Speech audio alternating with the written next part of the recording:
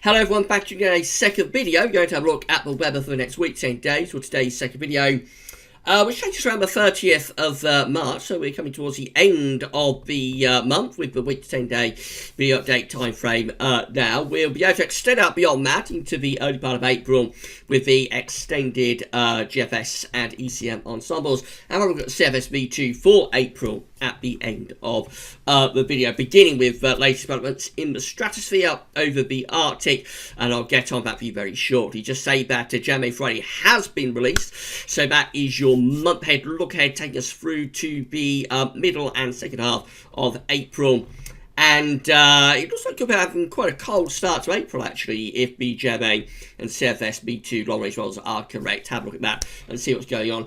They're going to say that YouTube are going to be reducing the bit rate, which is kind of like the definition that you watch the videos at. They're following Netflix, who did this, or announced this yesterday.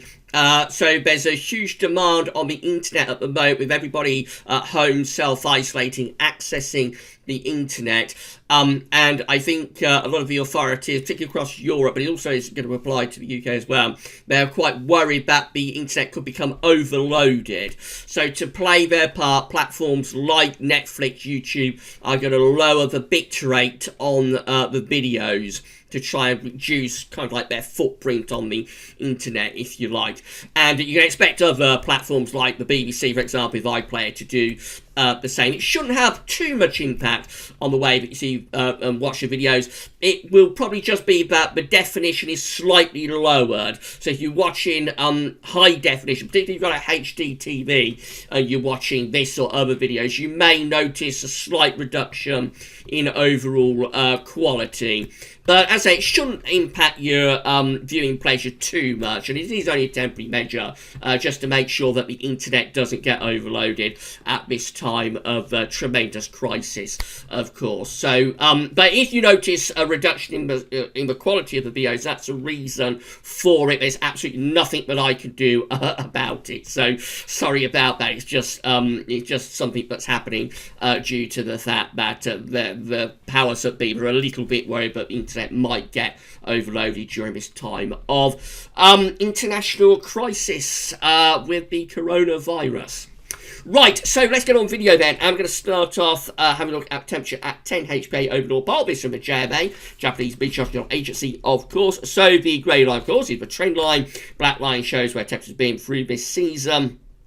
And you can see that at this point of the year, the temperature is on average lifting up until it reaches its peak through into the summer months. Most of this season has seen a colder than average temperature at 10 HPA in the stratosphere over the North Pole. We've been cold on average pretty much from beginning to end through this season, with a couple of exceptions. You'll notice, though, the black line is lifting up. It's now higher than it's ever been at any time through this winter. The temperature at 10 HPA is lifting up to something like minus 25 at the moment, and it's going to go even higher over the next couple of days. By the end of the weekend, start of next week, we'll probably see this black line up here somewhere.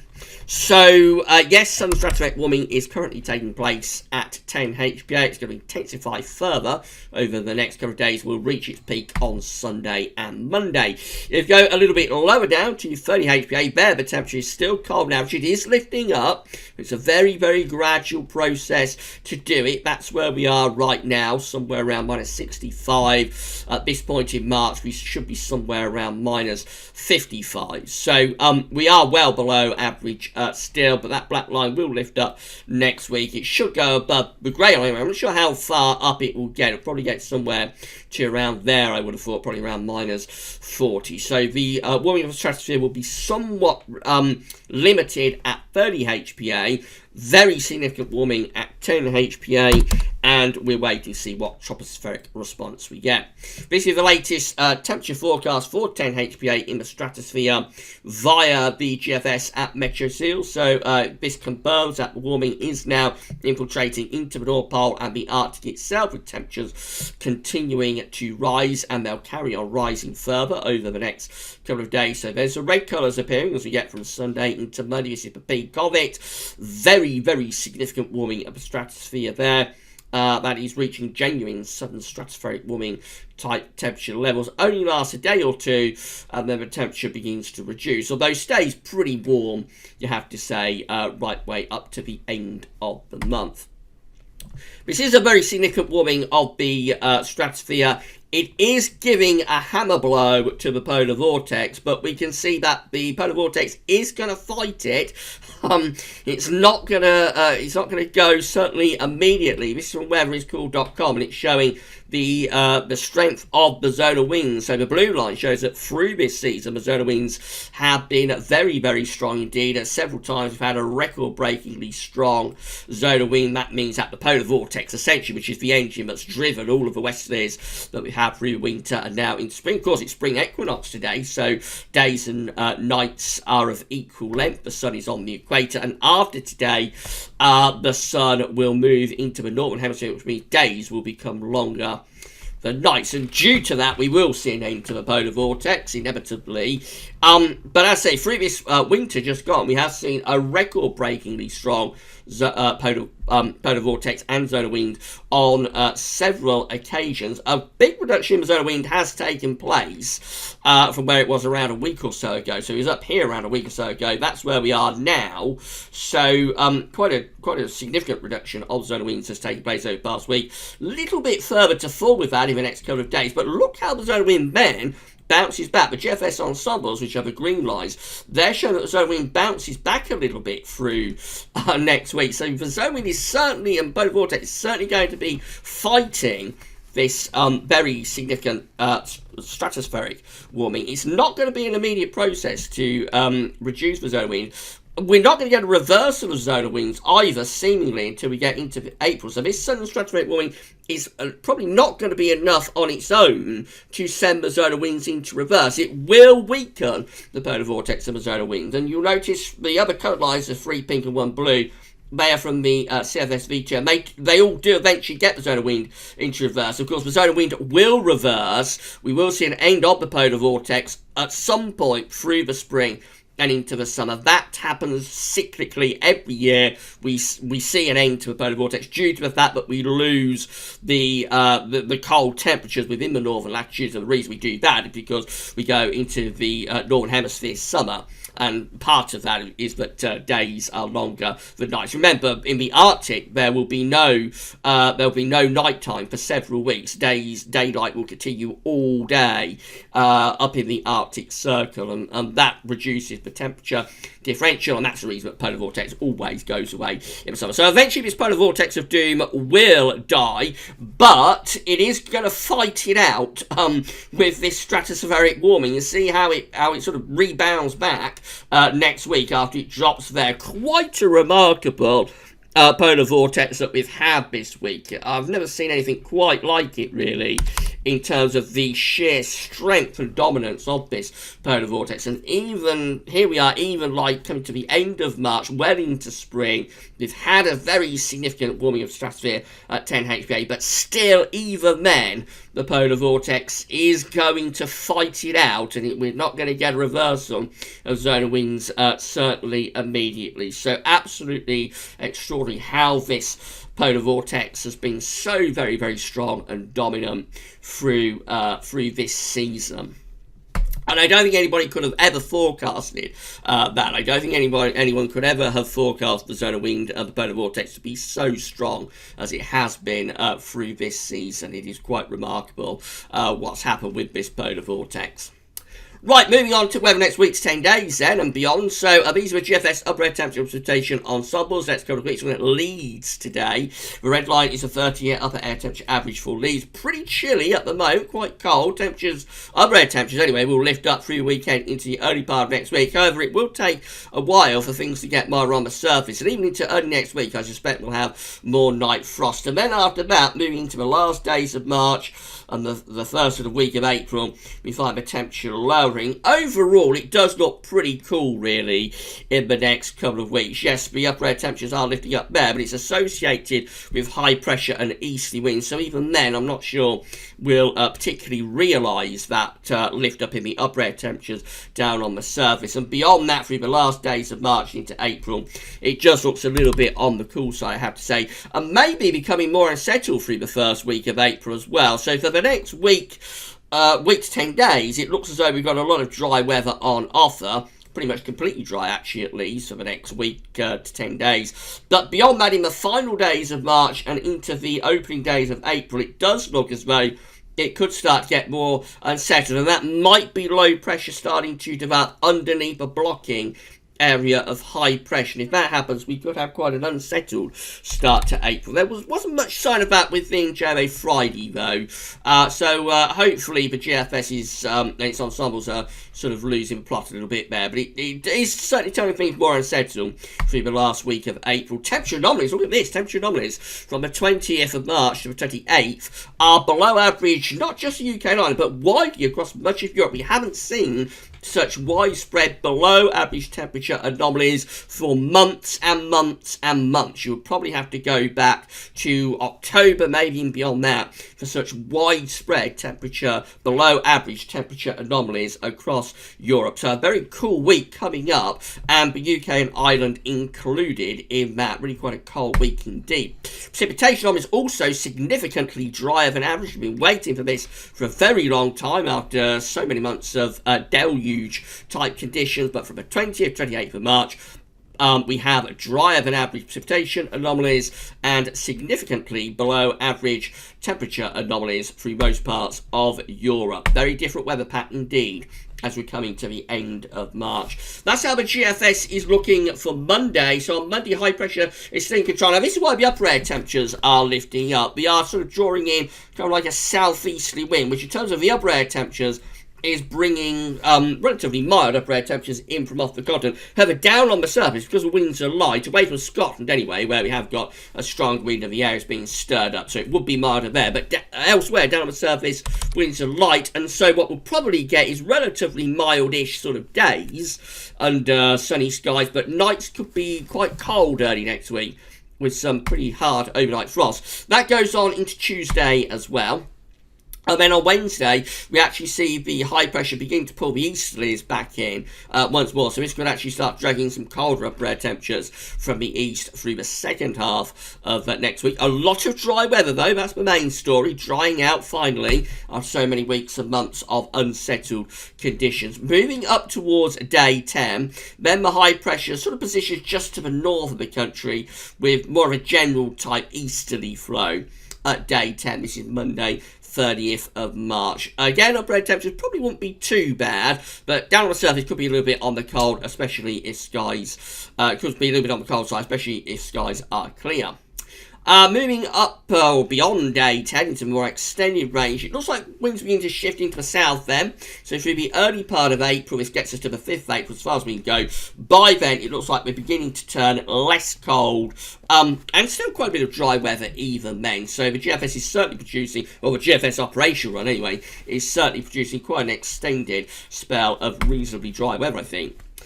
GEM looks like that, so again we've got a situation where days early next week are probably relatively mild under sunny skies, but nights could be quite cold with overnight frost. Then the high pressure drifts back northwards again through the middle of next week. We start to pull in some colder air from the east with the GEM. There's the upper air temperatures showing we have got a puddle of really quite cold upper air temperatures sitting across Germany, the Low Countries and northern France on Wednesday next week, minus 10 Celsius is there, and those east winds do start to drag those cold upper air temperatures in across the southern half of the country anyway through the second half next week. That's probably enough to produce wintry showers, maybe snow showers down in the south and the southeast around the middle part of next week.